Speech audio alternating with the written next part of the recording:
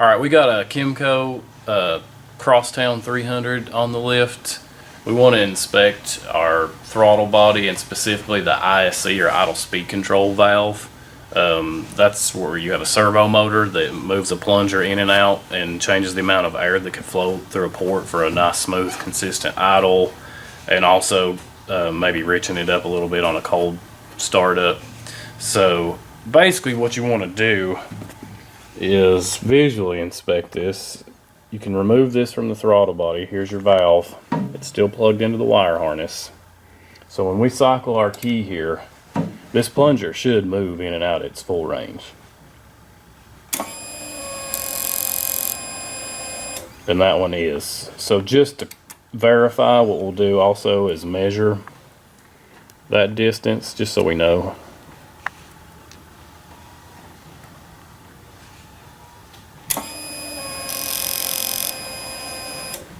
Okay, that one's moving around 5 millimeters.